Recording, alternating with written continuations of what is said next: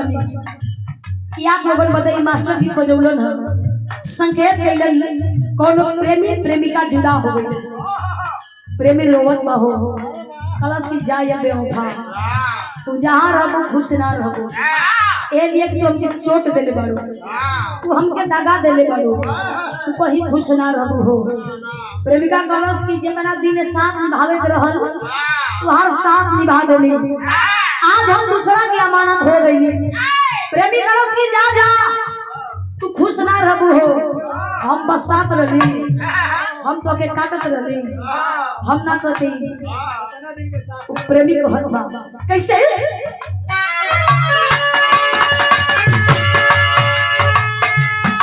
इतना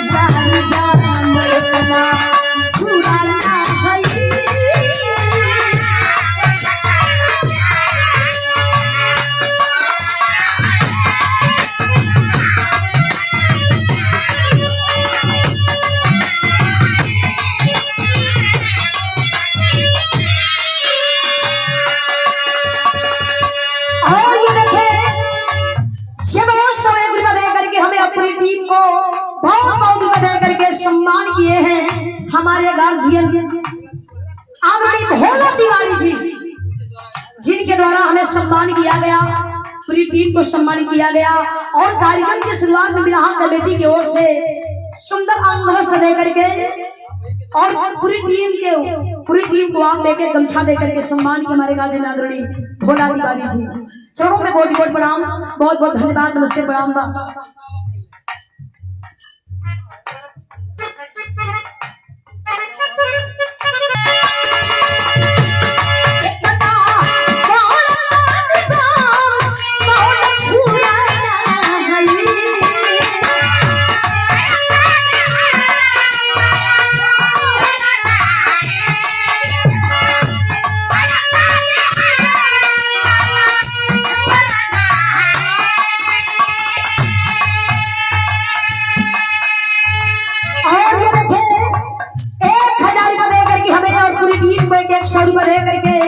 सम्मान किए हमारे गार्जियन आदरणीय नाम बता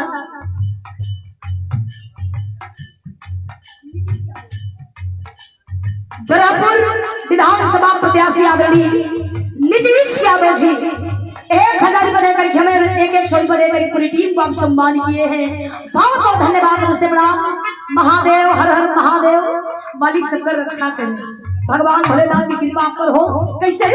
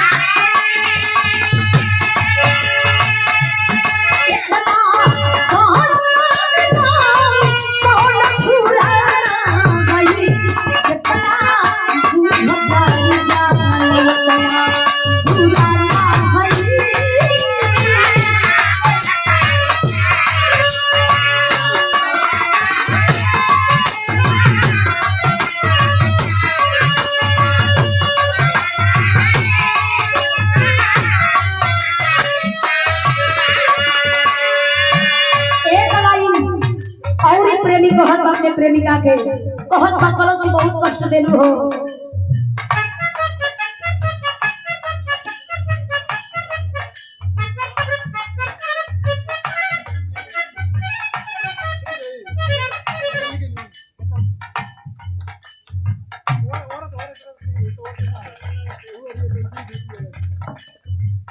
और ये देखें, ये अनमोल पुरस्कार है स्मृति चिन्ह लेकर के, और ये 1000 रुपये देकर के सम्मान किए हैं हमारे गार्जियन आदरणीय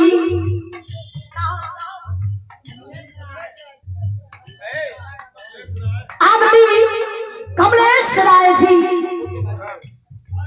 जो सम्मानित प्रधान जी हैं, जिला पार्षद हैं। एक बार जिला पार्षद साहब के नाम पर जोरदार ताली हो जाए। यह सम्मान आया स्मृति चिन्ह लेकर के, हजारों हजार रुपए देकर के सम्मान किया गया, अंगवस्त्र देकर के सम्मान किया गया। मैं मालिक से कामना करूंगी, भगवान भोलेनाथ से कामना करूंगी जीवन में हमेशा सुखी हो, पूरे परिवार पे भगवान भोलेनाथ की कृपा हो। सम्मान किया गया, चरणों में कोटि कोटि प्रणाम, बहुत बहुत धन्यवाद, नमस्ते प्रणाम बा। प्रेमी कहत बसाहब कहत कैसे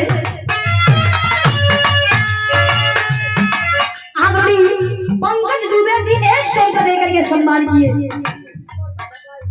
बड़का ढकाई से पीडीसी है आप, 100 रुपये देकर के सम्मान किए हैं। कैसे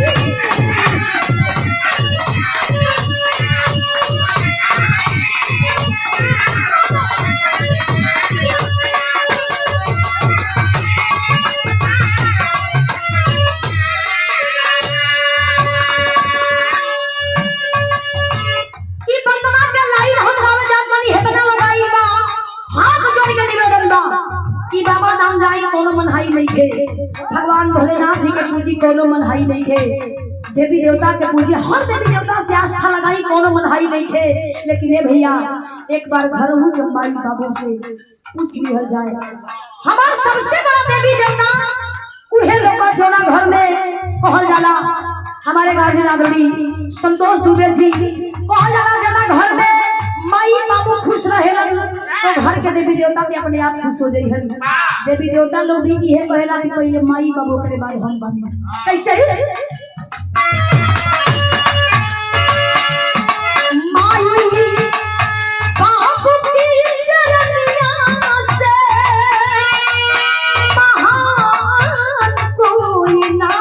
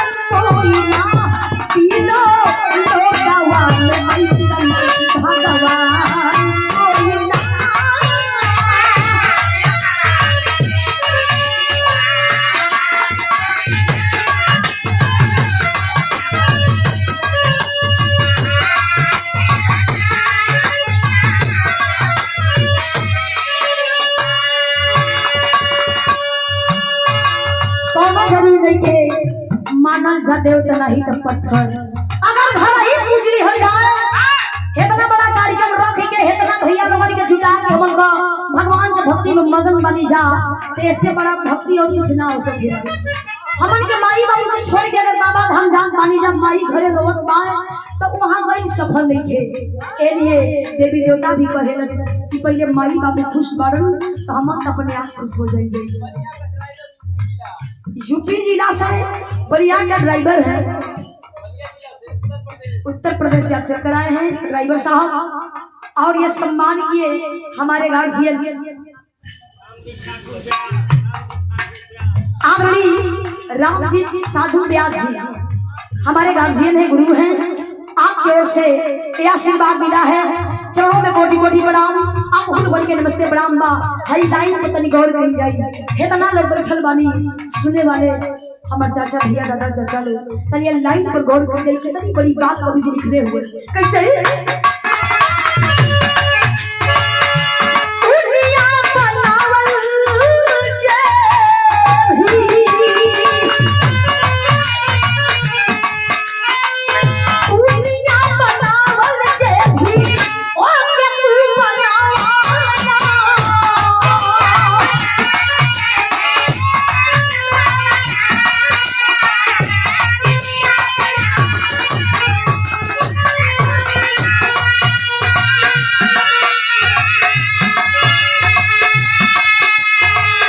स्नेह के सागरवा से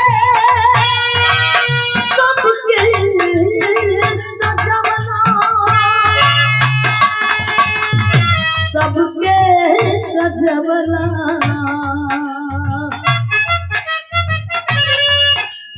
और ये चाचा जी नाम बता दीजिए चाचा। और ये आशीर्वाद मिला है, बहुत बहुत सम्मान, चरणों में कोटि कोटि प्रणाम। आप लोगों के नमस्ते प्रणाम बा। कहे कैसे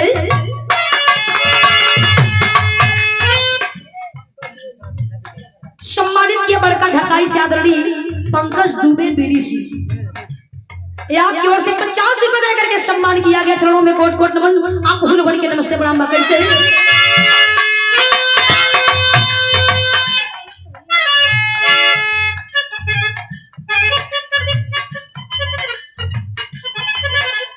और ये सम्मान किया आप हमारे गार्जियन चाचा जी,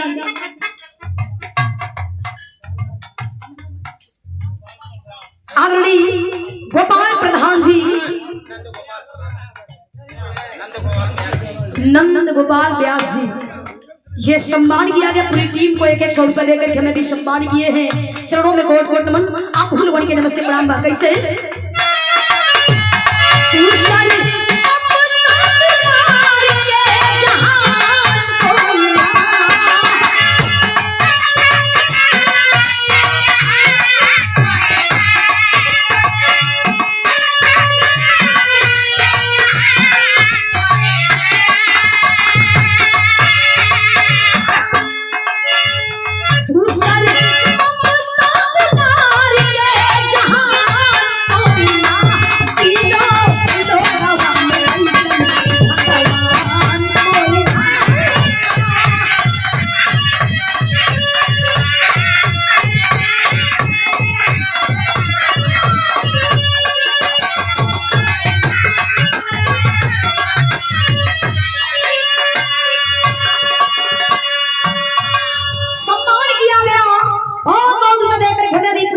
सम्मान किए हमारे गार्जियन, आदरणीय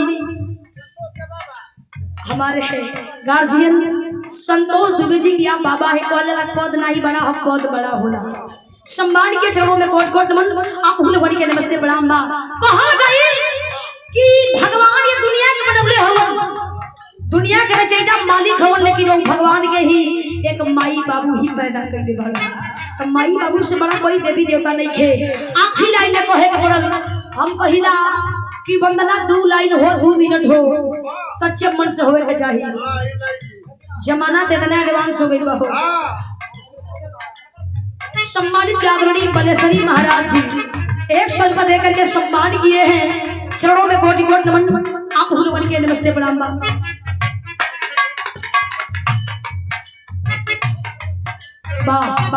जी है सम्मान किए चाचा जी, आपकी ओर से पूरी टीम को सम्मान किया गया, हमें भी सम्मान किया गया। आई हमन के दुकानदारी बा।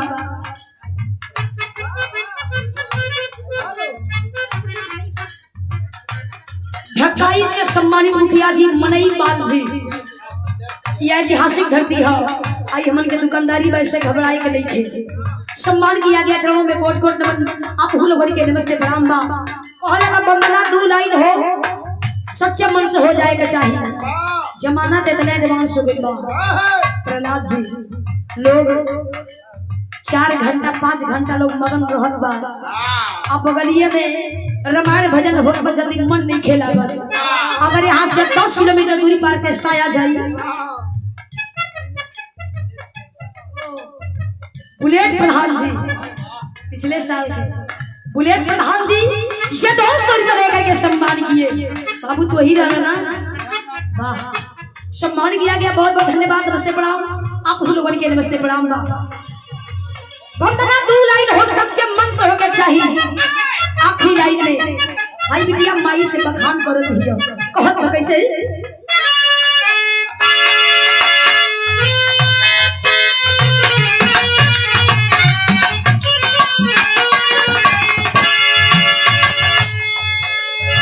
और ये हजारों रुपए देकर के हमें सम्मान किया गया। पूरी टीम को सम्मान किए हमारे गार्जियन कार्यक्रम के आयोजक महोदय आदरणीय संतोष दुबे जी, सम्मान किया गया। चरणों में कोट कोट नमन। आप फूल बोल के नमस्ते प्रणाम। आखिरी लाइन में कैसे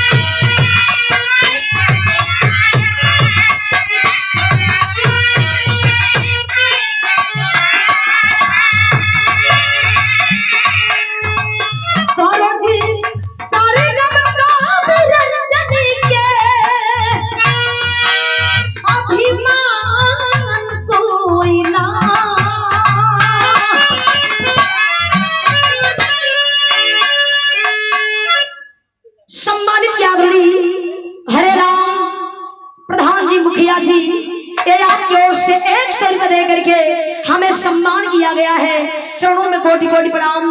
आप भूल बन के नमस्ते प्रणाम बा कैसे सारे जी सारे अभिमान कोई ना।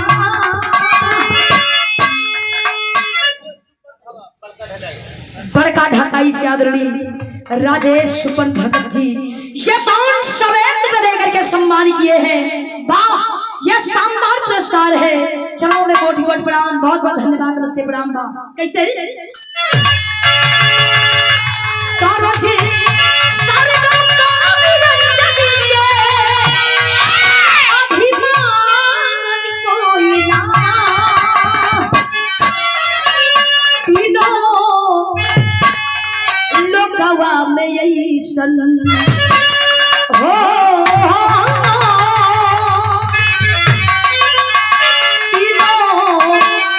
लोकवा में ऐसन भगवान कोई ना।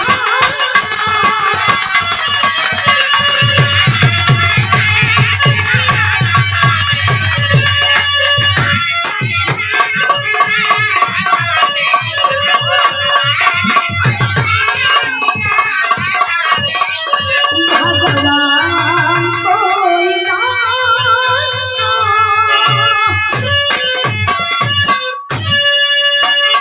सभी क्या दे करके सम्मान किए हैं। धन्यवाद चाचा बता आदरणीय शिव जी दुबे व्यास जी 151